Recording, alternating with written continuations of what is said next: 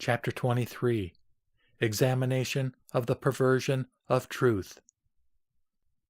Verse 1.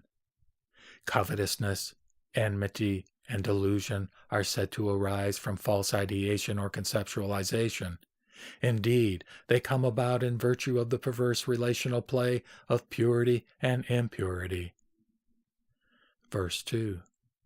That which comes about in virtue of the perverse relational play of purity and impurity cannot possibly have self-existence or self-nature. Therefore, defilements are not in the nature of thatness or truth. Verse 3. The existence and non-existence of Atman can never be established. How then could the existence and non-existence of defilements be established apart from the Atman? Verse 4. These defilements are said to exist with someone, but such a person cannot be established. That is to say, separated from a person, these defilements seem to exist independently without belonging to anyone. Verse 5.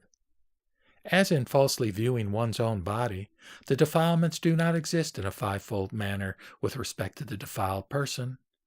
As in falsely viewing one's own body, conversely, the defiled person does not exist in a fivefold manner with respect to the defilements. Verse 6.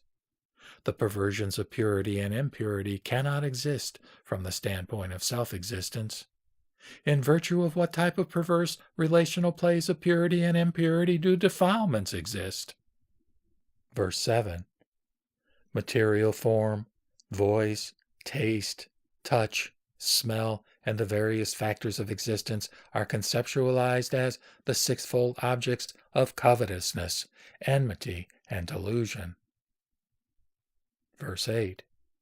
Material form, voice, taste, touch, smell, and the various factors of existence are all merely like an imaginary city in the sky, a mirage, or a dream.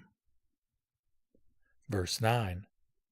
How could there be assertions of purity and impurity when, like the conceptions of a deluded mind, they are similar to shadowy representations? Verse 10. We provisionally assert that impurity cannot exist without being mutually dependent on purity, and that, in turn, purity exists only as related to impurity. Therefore, purity per se is not possible. Verse 11. We provisionally assert that purity cannot exist without being mutually dependent on impurity, and that, in turn, impurity exists only as related to purity. Therefore, impurity per se does not exist. Verse 12.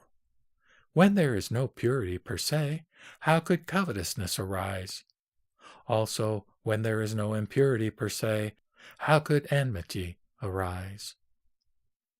Verse 13. If perception is a perversion, such that permanence is in impermanence, then it is not possible for impermanence to be in sunya.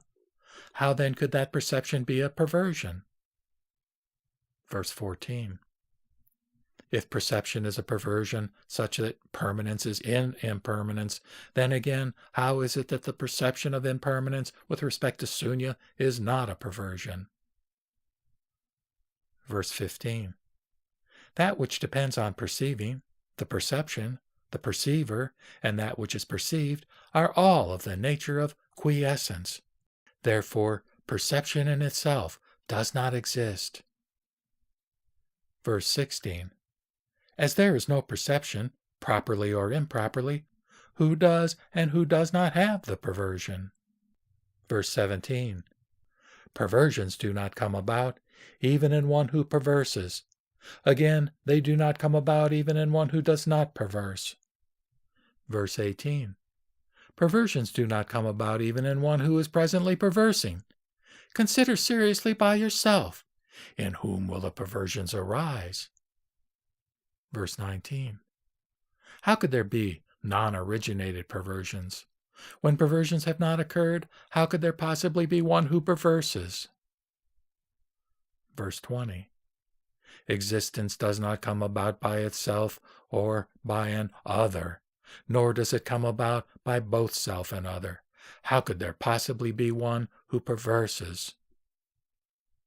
Verse 21. If Atman, purity, permanence, and bliss are to be admitted, that is, to exist, then they are not to be considered as perversions. Verse 22. If Atman, purity, permanence, and bliss are not to be admitted, that is, are non-existent, then likewise anatman, impurity, impermanence, and suffering are not to be admitted. Verse 23. Consequently, ignorance is destroyed by the cessation of perversion, and by the destruction of ignorance, mental conformations, etc., are also destroyed.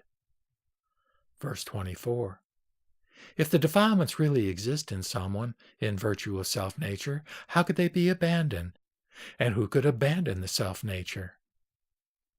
Verse 25. If the defilements do not really exist in someone in virtue of self-nature, how could they be abandoned? And who is able to abandon non-realities?